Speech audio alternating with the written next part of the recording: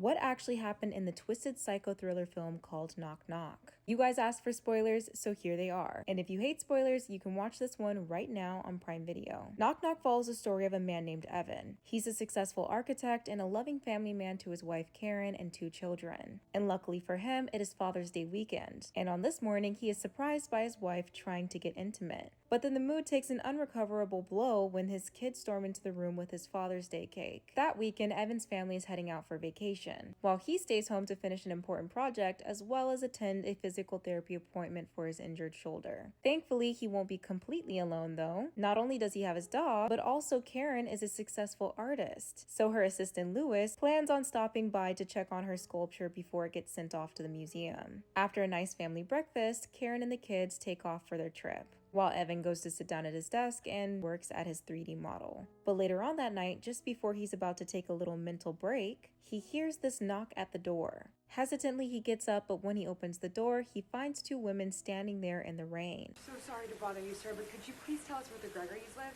The taxi just dropped us here. We've been walking around for like 20 minutes. Yeah, my feet are like dying. Now, what would your next move be? Leaving them outside in the rain, or are you gonna let them in? Drop your choices in the comment section. Now keep in mind, although he doesn't know their names at this point, I'm just gonna tell you. The brunette is Genesis and the other one is Belle. So with 2 promising names, what could possibly go wrong? He ends up letting them inside. So far, things are going pretty innocently. He's doing them a kindness, giving them towels to dry off and even calling them an Uber. But that's when they ask if they can dry their actual clothes in his dryer before going to the party. And he agrees, giving them 2 robes to wear. As they sit there and wait, Evan learns that these are 2 flight attendants, and even gets comfortable enough to show off some of his DJing skills. But as they continue throughout this time, Belle starts pushing some of those boundaries, flirting with him and challenging his loyalty as a married man. And before it gets too far, Evan pushes away, noticing that the Uber is outside. He steps away to go grab their clothes from the dryer, but once he goes to give it to them while they're in the bathroom, something twisted happens. He gets dragged into this situation that will really test his self-control, and needless to say, he fails. The driver ends up leaving, and this night turns into something that I cannot describe on this platform. But all I can say is that things get spicy. The next morning, Evan wakes up to find his house is a disaster, and the girls are acting erratically, throwing food, screaming, laughing, and destroying his family home even more. Not only that, but they're also destroying Karen's sculpture. When Evan threatens to call the police, they drop this huge bombshell on him. They claim that they are underage, and what he did last night was illegal.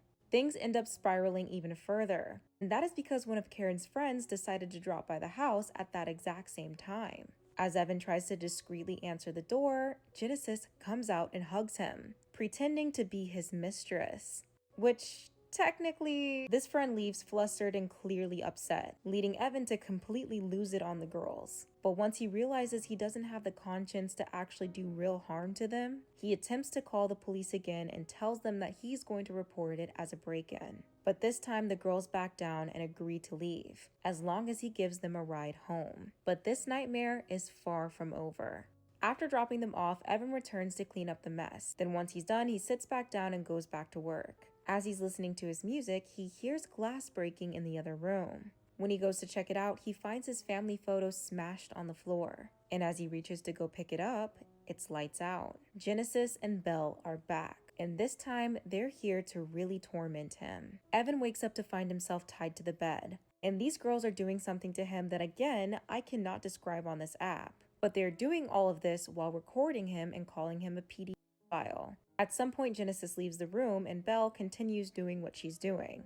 Evan manages to free himself, knocking her onto the ground, and goes after Genesis. But that's when she puts a fork straight through his injured shoulder, twisting it as he begs for her to stop. After this, the torment continues as they tie him up and play this sinister game of trivia, punishing every wrong answer with this deafening sound in his ears. Then they're interrupted again by another knock at the door. It's Louis checking on the sculpture. Belle and Genesis go to answer the door, pretending to be Evan's nieces. But Louis quickly becomes suspicious once he realizes what happened to the sculpture. Someone broke in, and that's why Evan's out. He was chasing them. Yeah. Shut the f up! Shut the f up, both of you! I'm calling the cops right now. Please, don't tell Karen. This could be our little secret. barking up the wrong tree. I'm from Oakland, ho. I know 2 ghetto assholes when I see them.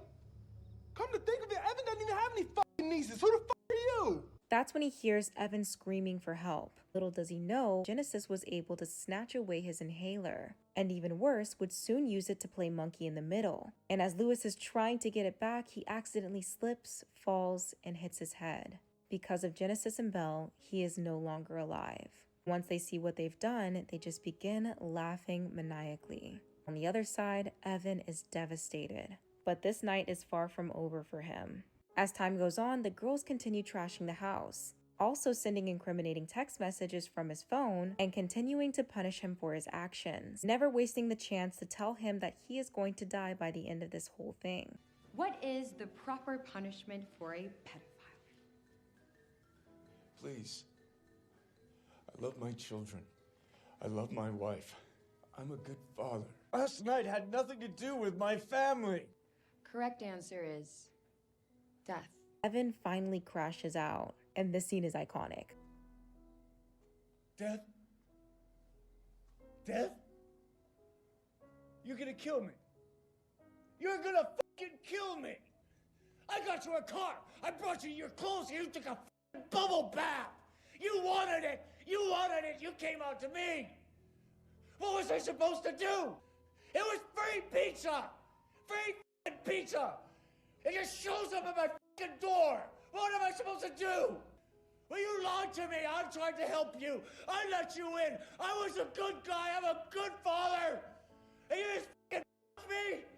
What? Now you're gonna kill me? He would eventually make one last attempt to escape, but it ends up failing miserably. The girls have him at gunpoint, and he has no choice but to comply with what they want. Once the sun rises, they dig a hole and bury him up to his chin. They say their final words and raise a piece of the broken statue above his head. But there's a plot twist. They missed, and they did it on purpose. You see, Genesis and Belle never actually wanted to kill him, and they never even planned to from the beginning. This was all just a sick game that they love to play. Their goal is to find these loving husbands, stalk their families, and just when they have the opportunity to make them fall into temptation, they take it and destroy their lives afterwards. And one of the even crazier parts of this whole thing is, they weren't even underage. Everything was a lie. And before they make their exit, Genesis pulls out his phone and uploads the video from earlier to his Facebook. Then afterwards, leaves him buried there screaming out for help. The movie ends with the family returning to find their house, and also, as we can assume, their lives completely shattered. Yeah, this one is insane. Me personally, I loved it, and I wish that we could have gotten a revenge sequel. But of course, I want to know your thoughts, so go ahead and let me know in the comment section.